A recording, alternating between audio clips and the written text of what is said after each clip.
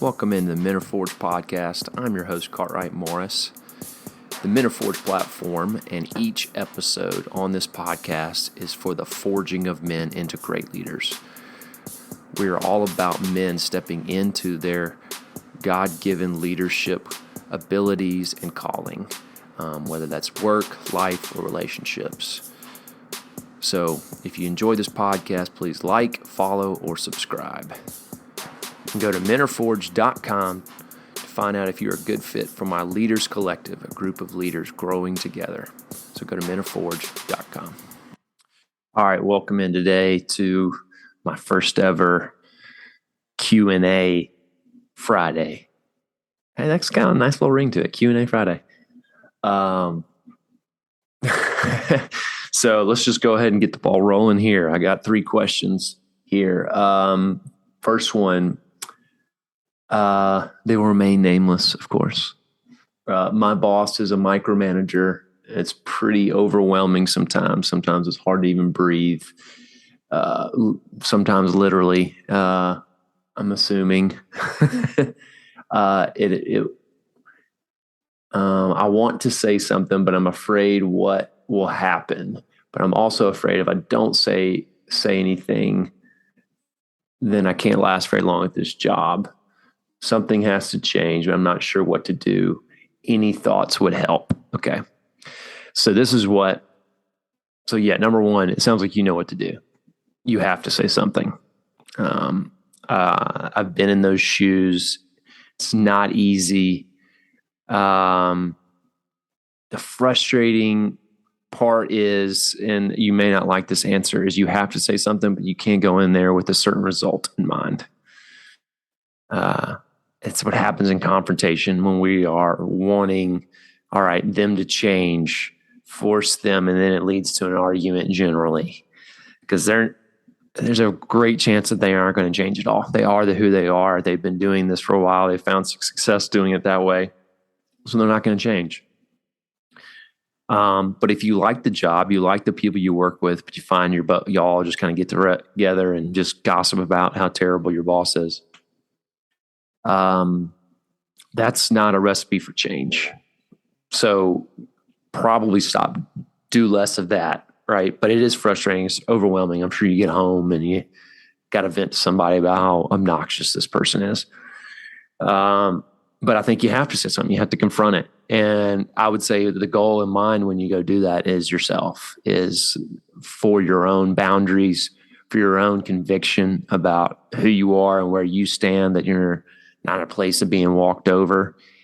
But I would say come in also with the tension of, hey, well, I'm in to have a conversation. Let's solve this a little bit here. Communicate how you would thrive better in the position if you weren't constantly micromanaged, looked over your shoulder, was critical of every little thing that you do. I work for a micromanager who he would tell me something to do and then I would do it. And then he'd come behind. If it didn't work out the way he wanted it, he would then question why I did it. And I'm like, 'cause you told me to. And then he'd say, no, I didn't. So I get where you're coming from.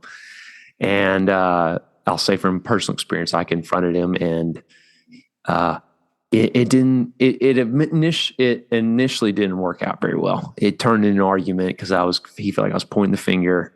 He changed the subject. He made it more about me complaining at work versus really complaining about him and wanting to be treated like an adult and not micromanaged every second of the day. But I think, you just got to, so therefore I went with the end result in mind that I was going to change him. We're going to have this great moment and we're going to start working better together. And you can't do that. You got to step into it with really, hey, I'm communicating me and I'm open to a conversation. Everything may not 100% be true what I'm saying, but I know at least 80. And so I got to communicate that. And then, where the chips lie, and then you know where you stand, and you know where the next phase is like, can I stay here longer, knowing that he's not going to change, or at least like have a conversation about how to work better together. And if that just doesn't happen, and you continue bumping up, even though you do confront, you do know where you stand, you do have an understanding. One, you stood up for yourself. You're better equipped in communication. You're being led better and how to lead yourself, but also you're becoming better leader. I think at the end of the day, that's really what you want to get to is like, hey, I know as a leader, I am not that.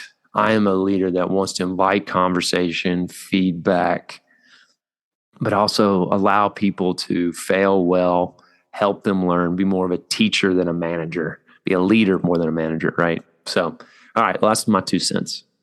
Second one, let's go second question here. I'm crazy about my girlfriend.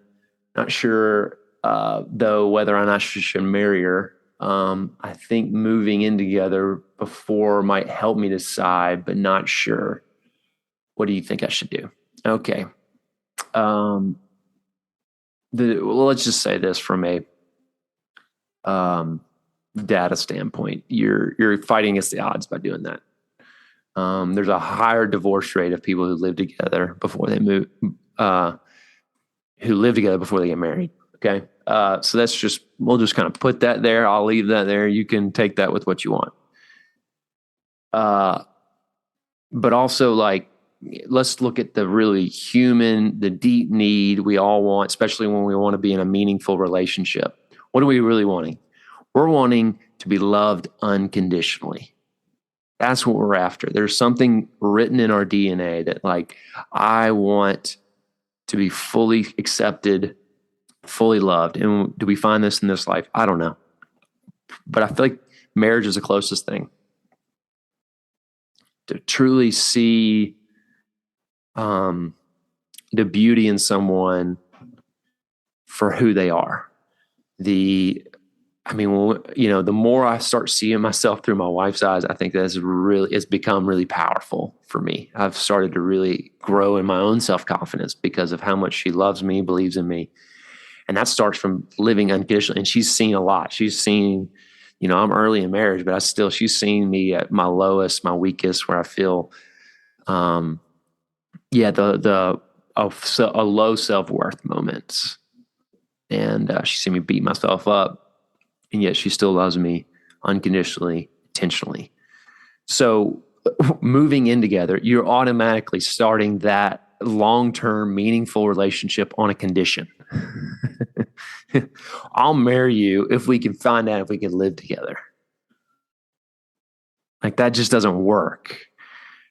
It's just when men and women have to be in a full committed relationship to and you're saying, well, I'm already in a committed relationship. I mean, marriage, it's legal, signed, all it's been done. It's going to take an act of God or an act of legal paperwork for me to get out of this relationship, because we are just so different. And it's so beyond. And it's when you're in a sense forced, I don't like that word, but it's you're being pushed to live together, and you're choosing to be with this person hell or high water, no matter what happens, in an unconditional sense, no matter what, there's something this is going back to my first question. This gets revealed in you. When we choose to embrace these things instead of avoid them, there's a revealing of who I am. We find out the best parts of ourselves. We find out where we're lacking as well.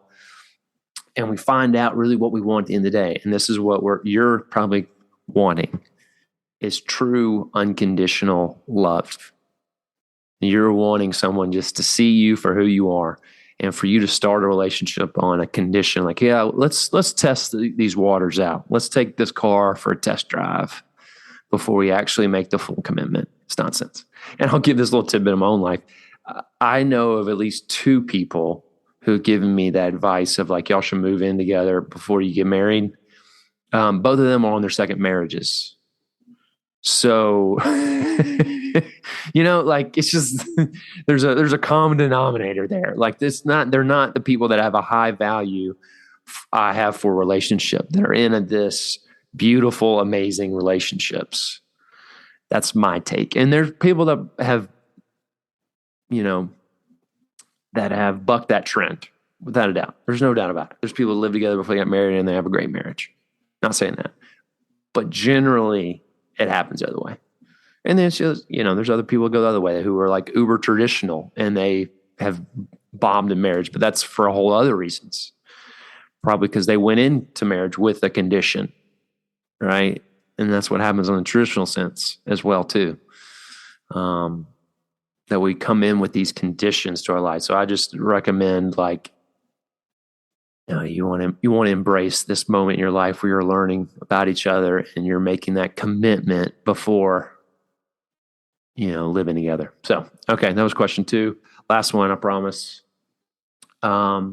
This one's probably a little more broad, could hit maybe more specifically to y'all, to a broader sense of y'all. I like my job, boss, people I work with. I am married with a kid on the way. I go to a good church, I have a good community, but something feels missing. And I've checked all the boxes that I thought I was supposed to have. And I think I should be happier. But how do I find fulfillment when I haven't found it yet? Interesting. I added that. How do I, in the end there. But yeah, so how do you find fulfillment? Especially when you've, like a lot of us in this Western world, we've done the things we're supposed to do. We got the good grades. School, that's not talking about me. Talking about the general. These are some of my clients. They've marked the boxes, got the good job, moved up in career, got married, got a nice house, and there's just something missing. That's a human experience, and that's a great place to be. It's you're rubbing up against something. Because people that are generally feel fear, those are the moments, right, that we actually learn about ourselves and we actually become better and we actually find out more fulfillment. When there's stress, when there's tension, when there's a forging, to give that little plug. But where do I need to find fulfillment? So this is a video that'll post on Monday. I think it's specific to men.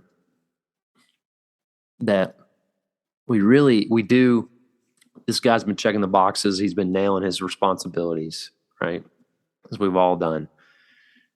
So, okay, what are the responsibilities in life? Like taking care of your wife, taking care of your kids, showing up to work on time, doing your job, right?